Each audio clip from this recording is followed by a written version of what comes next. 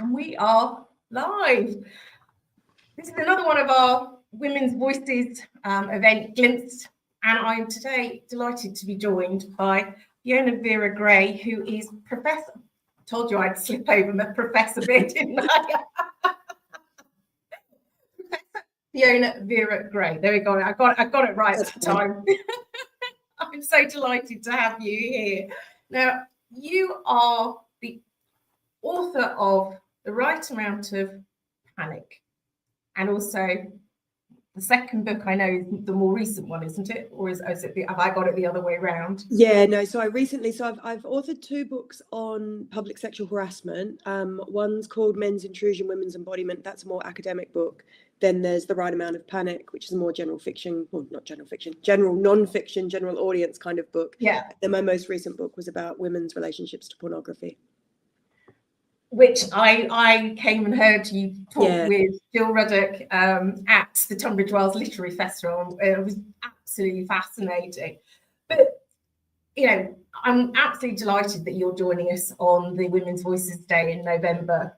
And, you know, for me, it's that whole thing of, and you talk a lot about freedom. So, and this sort of idea of what is the right amount of panic. And your research sort of kind of shows women, you know, develop lots and lots of, you know, countless strategies without really even noticing it. And, you know, what are some of the things that you've kind of uncovered through the research that you've done? Yeah, so I talk about it in terms of safety work, which is the daily habitual strategies, activities, things that women and girls do in order to prevent or manage or minimize the experiences of sexual harassment in public. And there's so many. So where the idea really came from was in the research. I set out to talk to 50 women about their experiences of sexual harassment in public. And we had an interview, and then I asked them to complete a notebook for about 2 weeks. Sometimes it went further into a couple of months. And then we met again in a second interview to discuss what they found, you know, whether they'd experienced kind of what they thought. And what I found was that actually they experienced much less harassment when they were recording it than they thought they would at the first interview. And the reason for that was that also they had significantly underestimated the amount of safety work that they were doing to prevent or avoid. Or so, you know, in first interviews, women were saying, I don't really do much. You know, I feel quite free. I go out and do whatever I want in the world. But then actually when they were noticing what they were doing things like not going out at particular times, you know, obviously after dark and things like that, or going out with particular people, through to choosing what kinds of clothes to wear, doing things like making sure that they're walking down the street with this weird kind of perfect expression that has to be not smiley and invitational because you don't want to invite it, but you also don't want to look mean.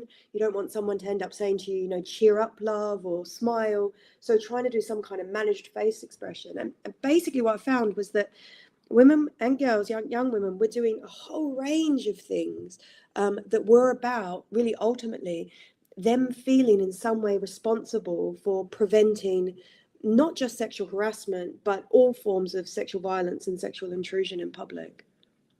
And you're right. I think it's almost it's become so subconscious, isn't it? You know, it's that whole thing of it's just the process I go through. I didn't realize it was, you know, actually it's so ingrained in us that we don't think about it. But actually when you consciously are getting people to acknowledge what they're doing, it, you know, actually you go, yeah, there is an awful lot. And actually, you know, in what you were saying, I mean, I remember doing some walks and talks with the local police force here and listening to what the girls here were doing. And that, you know, and it was, I was quite astounded personally at how much work was being done to, you know, when they were going out for an evening, for example, you know, all the work that they would go before they'd even left the house. And so it was a real eye-opener. And, you know, I can totally, you know, understand the safety work that you talk of. And it's almost subliminal in some respects. But I mean, do you think there's a sense of shame with that, with us doing that? What do you think of this sort of kind of the sense? Do you think it's just we have taken that responsibility on and we've just take it for granted that we do? What do you think really is, is it purely because we don't want to get the harassment? I'm curious your thoughts for it. I mean, there's a lot of social messages that girls get. So what I found was that when girls were very young, and sometimes very young, so some of the women that I interviewed would talk about remembering being wolf whistled at when they were 7, 8, having men yell things out of cars when they were, I don't know, 11, 12. Like, these are young girls. Yeah. And that when that would happen to them, and now obviously girls experiencing stuff online, so you have to think about that as a new public space, experiencing a whole bunch of intrusions online. And when that happens, that they would turn to generally the women around them, older sisters, mums, aunties, that kind of thing, and be like, what was that? Like, why'd that guy just yell something at me? And the response generally, and it came from a good place, was kind of like, oh God, yeah, it sucks. It's just part of what it's going to be like in the world, and you're going to need to learn to manage it. So girls will get that sometimes a very explicit, direct message that this is something that is in the world. You cannot change it. Some men are going to feel that they can comment on you, talk to you. Yeah. It is going to be your responsibility to be able to manage that in some way, to either learn to be okay with it, or if you're not okay with it, you're going to have to learn strategies to prevent it.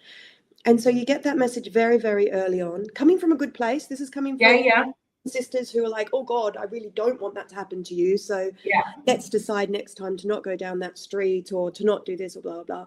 But the message is very individualized. So instead of talking to girls, and this is what I get asked a lot, what do I say to my young girl? This has happened.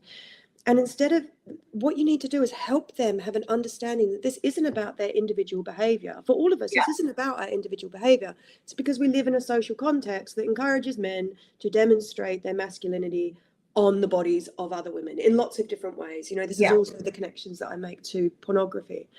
And so what you want to be doing with young people is having them understand that this isn't an individual action. It isn't individual. It's not because of you. It's not because of something that you did.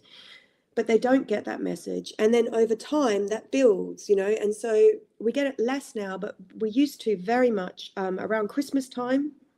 Different police forces, for example, would always put out prevention campaigns that were focused on drinking, nighttime economy, and rape and sexual violence. And when you actually look at those campaigns, the vast majority of them are focused on women changing their behavior. So don't leave your drink unattended. Don't leave your friend's drink unattended. Don't go home with a man you don't know. Don't catch a minicab. Don't do all of these things. And so it's like we have this message when we're young saying, this is your fault, you need to stop it. And then we get a message from some of the institutions that are around us saying, you need to be responsible. So just reinforcing that whole message.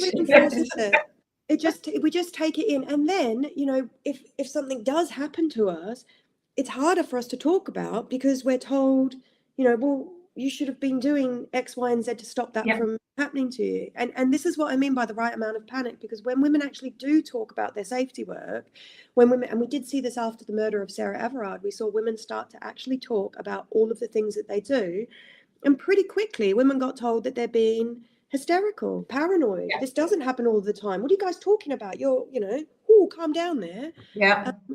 And so it's like we've got to find, in the same way as I was talking about the facial expression, you've got to find the perfect balance between panicking enough that something doesn't happen, but not so much that you're paranoid or hysterical. You're kind of caught constantly on this tightrope, and whatever you do, you're being restricted, you're being limited on how you want to live your life. And I think that's, that's the whole thing. It is that reclaiming freedom piece. It is about, being sufficiently aware, but not being, to use your word, restricted by it. And, you make a really good point about, all of the sort of the natural conditioning, then the world, the way that it's our responsibility. And this was actually something in one of the conversations I had through the Together as Allies discussions that I do. And it was that it's with a couple of guys who I know well, and there was this recognition about something that had happened at school, and that it was their 8-9-year-old daughter, and it had become something that the boys had become. It had been fun about pulling down the girls' skirts, basically. Yeah, yeah. And the way that the message came out from the school was, it was the girls' responsibility to put on their, or what Gym do you call shorts or something. the shorts underneath Yeah. their skirt, and and what Matt was saying was like, actually, only in that context, I'm suddenly realizing that's the safety work that's being put back, the responsibility back on the girls, rather than actually putting the responsibility on tackling, the boys, and actually having those conversations that it's not right to do that. But what puts people off doing that, though? I mean. Yeah, I mean, it's a $1 million question, really. Yeah, it's hard. And also not having the bigger conversation about like what the problem with some of this stuff, particularly when it happens when girls are really young, is that this is all connected, right? It's all connected across a continuum. And so we think when they're 8 and 9, we're talking just about skirts, and we're giving girls essentially the message that you are responsible for stopping a boy pulling up your skirt. But as she gets older, she learns that there's connections between boys pulling up her skirts and other forms of sexual violence, all the way through to rape. Mm-hmm. And what she's learned is actually you are responsible for preventing this happening to you. And so if it happens to you, don't tell anybody, because it's your fault that it happened to you. Yeah. So if we as a society are actually really trying to increase rates of disclosure, hold more perpetrators accountable, and actually do something about the extent of sexual violence that we've got in this country, in the world. Yeah. It feels like there's such disconnected things, but they're not. They're so connected. And it's really important that we tackle really early on those very small messages that are, we use this concept. I'm based at a research unit called the Child and Women Abuse Studies Unit. And we use a concept there that was developed by my co-director, Professor Liz Kelly, of Space for Action.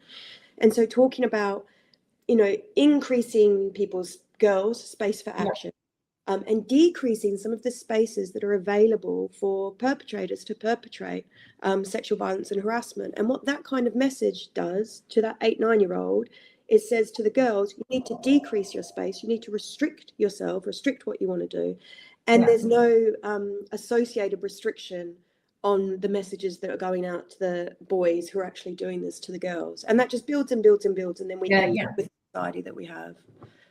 No, and and I can, and having had these conversations, and I do, it's one of the things that I am passionate about, is bringing men into the conversation so that they are made aware, and I said very much this whole thing around, you don't know what you don't know, and they're equally conditioned in some respects, and I think it's so important.